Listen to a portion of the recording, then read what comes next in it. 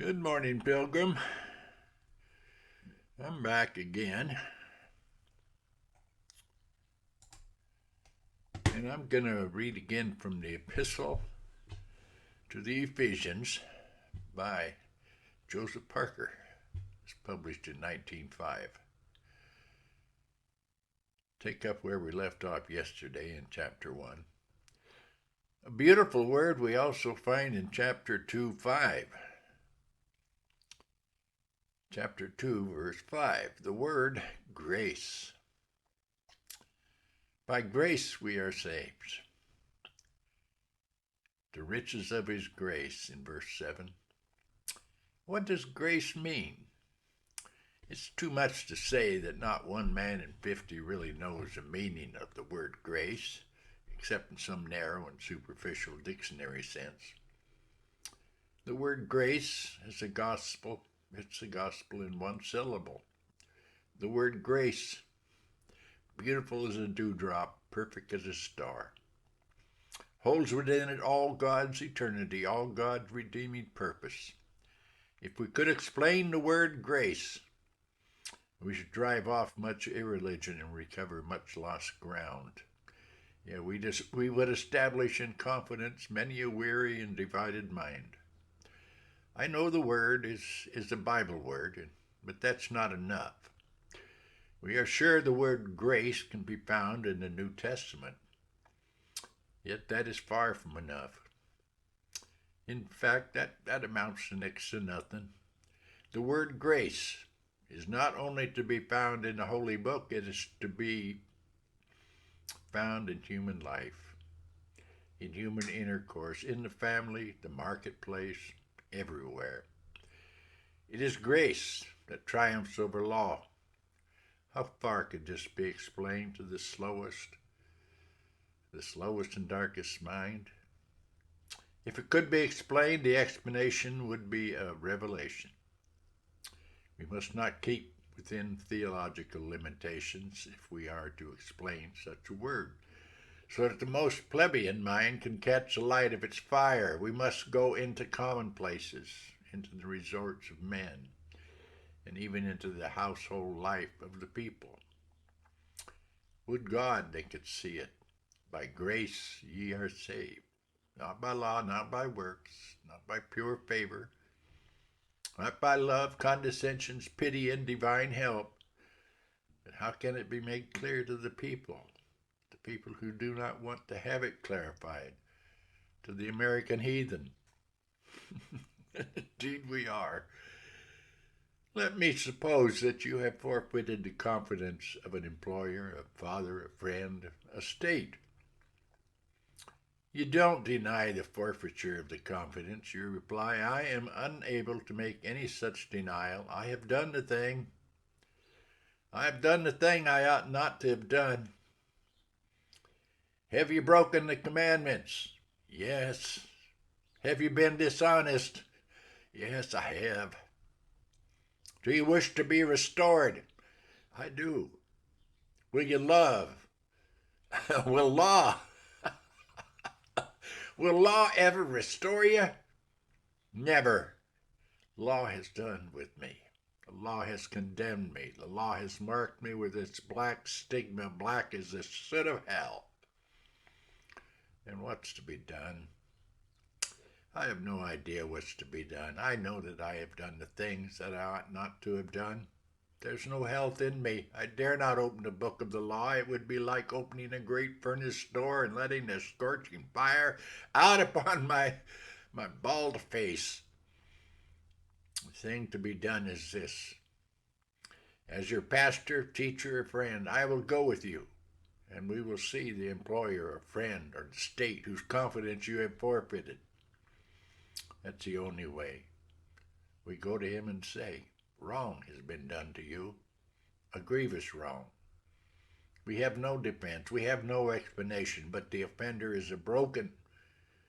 I'm all broken-hearted about it. He falls down before you and begs you to forgive you.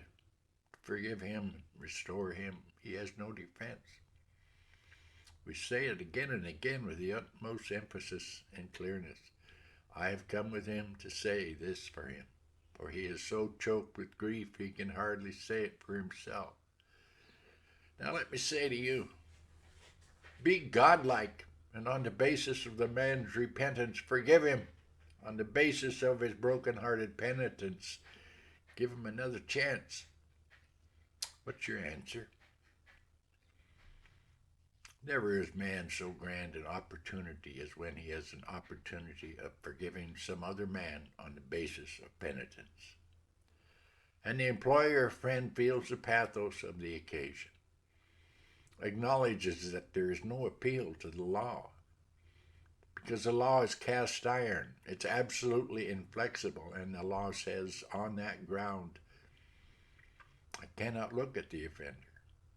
But if he's broken-hearted and penitent, who am I that I should stand out against him?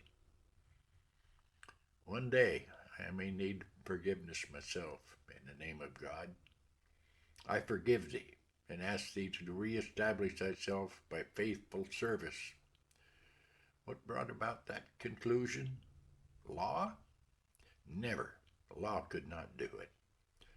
What then brought it about? Grace, free grace, nothing but grace.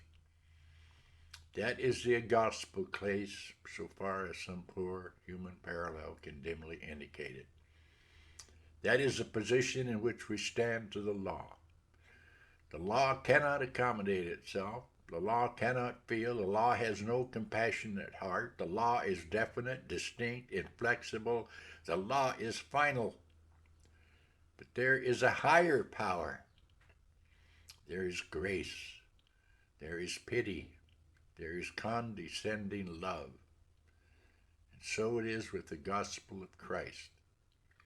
We shall one day come back to the sweet, sweet old hymn, free grace and die in love. That is the gospel. Other gospel there is none that is effective to the salvation of the soul.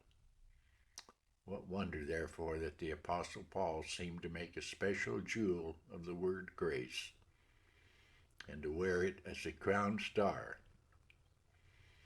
on his grateful heart. And you know, a wonderful expression occurs in chapter 2, verse 7, that in the ages to come, what a grip of things these men had. They are not occupied with frivolous subjects, with current topics, with the anecdote of the day. They see far. They have insight as well as foresight, and they measure the divine movement by ages as well as by moments. This is the only true measurement of the conception of the kingdom of heaven. This is the only conception of a nation's development and progress, not that it is at one particular moment or under one special set of circumstances, but what it is in its diameter, in its circumference, in its accretions and traditions of 1,000 years. Jesus Christ, therefore, is in a sense waiting. He is looking for the restoration of things and working toward it. We must not interrupt divine processes. A semicolon is not a full stop. The literature of God is written by the hand of God, and he must punctuate his own poetry. Let us therefore not be impatient and thus show our ignorance. Don't let us rush in with explanations and thus show our imperfectness and immaturity of mind. This gospel belongs to ages past, ages to come, stretching from the unbeginning beginning to the endless end. And I'm going to leave it there. God bless, Pilgrim. Have a blessed, blessed day.